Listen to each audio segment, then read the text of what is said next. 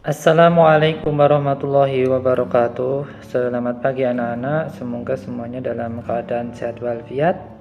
Tetap semangat belajar di rumah dan selalu menerapkan 3M, yaitu memakai masker, menjaga jarak, dan rajin-rajin mencuci tangan. Jangan lupa untuk selalu beribadah dan berdoa kepada Allah Subhanahu wa taala.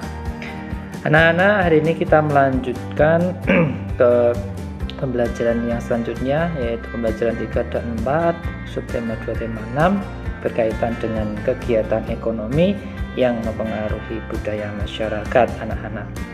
Ya, tentunya materi ini sudah pernah kita pelajari ya sebelumnya juga di subtema 1 pembelajaran 3 dan 4 itu berkaitan dengan kegiatan ekonomi dan budaya masyarakat begitu. Hari ini kita lanjutkan anak-anak.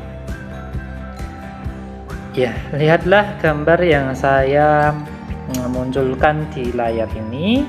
Ya, ini ada sebuah nelayan ya. Menunjukkan kegiatan nelayan setelah pulang dari melaut.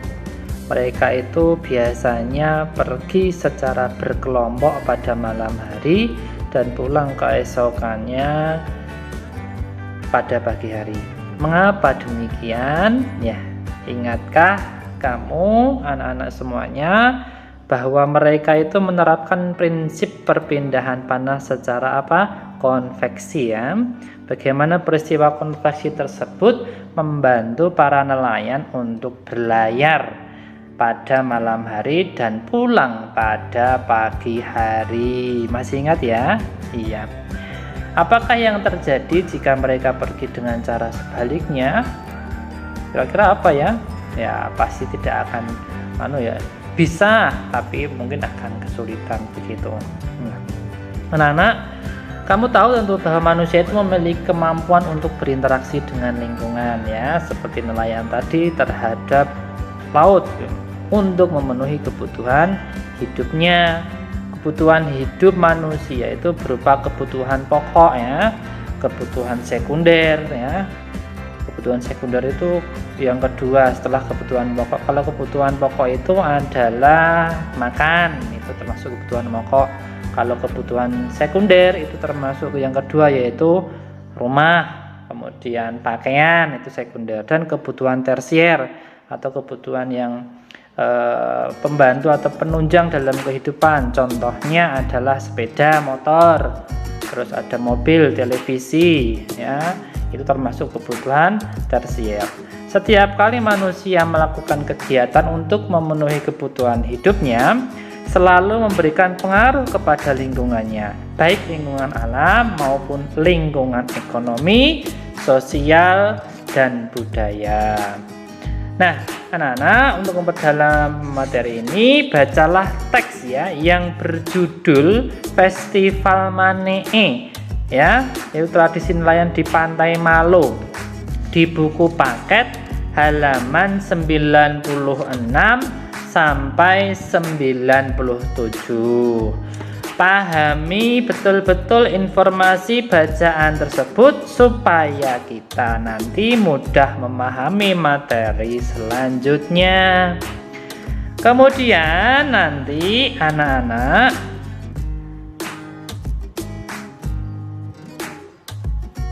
jawablah pertanyaan yang ada di halaman itu ya. Halaman 96 dan 97 ya. Sampai halaman jawablah pertanyaan di halaman 97 sampai 98 ya, itu dijawab, ditulis di buku tulis. Setelah itu buatlah 2 pertanyaan berdasarkan bacaan tersebut. Tuliskan pertanyaanmu di buku. Tuliskan pertanyaanmu dengan jelas dan menggunakan kalimat tanya yang benar. Dan jawablah pertanyaanmu itu. Tanyakan kepada orang tuamu jika kamu merasa jawabannya tidak ada dalam bacaan. Gitu ya. Nah, anak-anak, jika sudah melakukan kegiatan itu, kita lanjutkan. Dengan menggunakan bacaan tentang nelayan pantai Malo, berikut contoh hak dan kewajiban yang ada dalam sebuah masyarakat. Yaitu kalau nelayan itu mempunyai hak dan kewajiban. Ya, haknya apa? Haknya itu mendapat dari penghasilan menjual ikan. Itu contoh saja.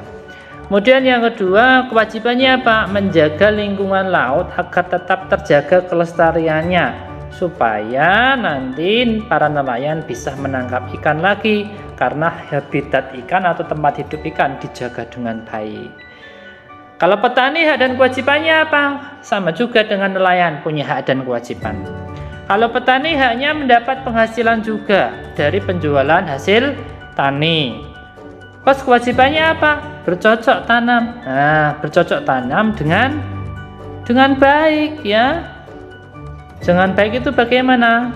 Contohnya mungkin para petani yang sekarang itu sudah menggunakan cara sistem bercocok tanam dengan hidroponik, ya, atau tanpa pestisida misalkan. Nah, itu juga baik. Kemudian hak dan kewajiban pelajar apa? Mendapat layanan yang baik di sekolahan.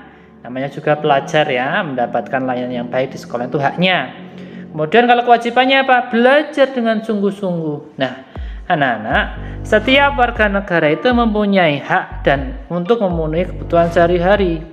Demikian juga kita punya tanggung jawab terhadap apa yang kita lakukan terhadap lingkungan agar tetap lestari.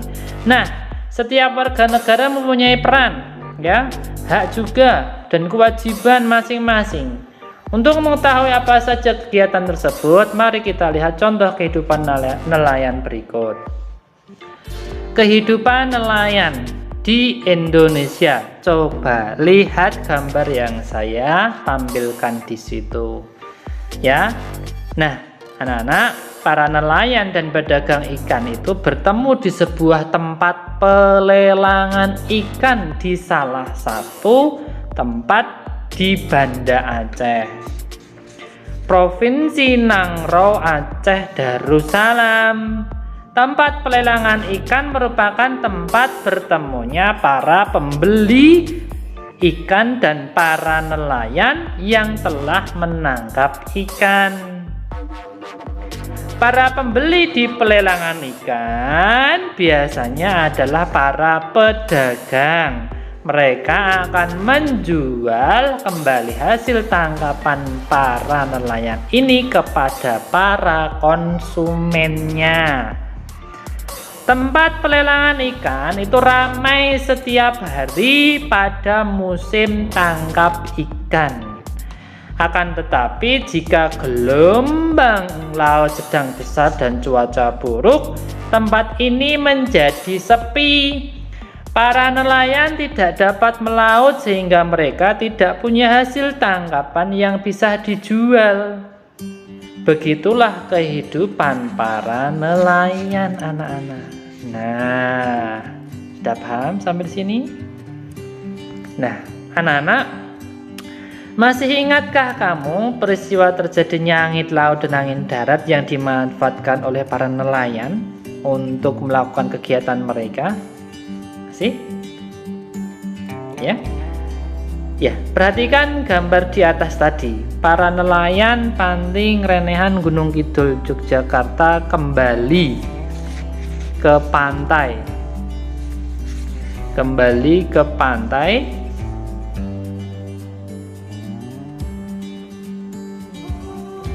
Matahari telah naik pada siang hari. Mereka berangkat melaut pada malam dan dini hari.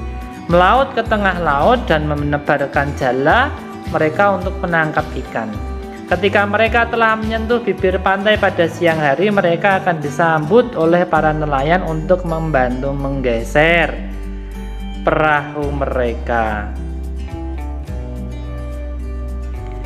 ke daratan. Beberapa rekan nelayan lainnya akan membantu nelayan menangkap ikan itu untuk menurunkan hasil tangkapannya.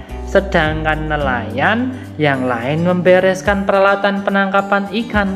Begitulah keseharian kegiatan para nelayan yang biasanya hidup berkelompok dalam sebuah perkampungan atau desa nelayan. Lalu kemanakah hasil tangkapan ikan itu mereka bawa? Simaklah bacaan berikut ini dengan seksama. Ya, bacalah teks berjudul kegiatan pelelangan ikan di halaman 109 dan 110 ya anak-anak. Nah, setelah membaca, kamu tentu tahu bahwa setiap warga negara, apapun kegiatannya, memiliki hak dan kewajiban tertentu. Setiap kegiatan yang dilakukan sebagai bentuk interaksi dengan lingkungannya akan memberikan pengaruh secara ekonomi dan sosial budaya dalam masyarakat tersebut. Perhatikan kembali kehidupan nelayan dan kegiatan pelelangan ikan. Pada bacaan sebelumnya, banyak orang yang terlibat dalam kegiatan itu. Setiap yang terlibat memiliki peran yang berbeda-beda. Agar kegiatan pelelangan itu berjalan sesuai tujuannya, orang-orang yang mempunyai peran berbeda tersebut juga memiliki hak dan kewajiban yang berbeda satu dengan yang lain. Nah anak-anak, sekarang tentukanlah peran setiap orang yang terlibat di dalamnya, juga hak dan kewajibannya setelah membaca teks kegiatan pelelangan ikan halaman 109 dan 110. Gunakan peta pikiran berikut untuk menuliskan ide dan pendapatmu. Tentukanlah peran setiap orang yang terlibat di dalamnya, juga hak dan kewajibannya. Gunakan peta pikiran berikut untuk menuliskan ide dan pendapatmu. Nah, tugas ini ditulis di buku tulisnya anak-anak masing-masing di rumah. Sementara tidak usah difoto dulu ya. Nanti kalau kita mau masuk, insya Allah kita bahas ya, kita koreksi. Nah anak-anak, demikian ini pembelajaran 3 dan 4 yang bisa saya sampaikan yang berkaitan dengan kegiatan ekonomi dan hak dan kewajiban di dalam bermasyarakat. Terima kasih anak-anak sudah memperhatikan dan menyimak video berikut. Ada kurang lebihnya saya minta maaf. Dari saya akhiri. Assalamualaikum warahmatullahi wabarakatuh.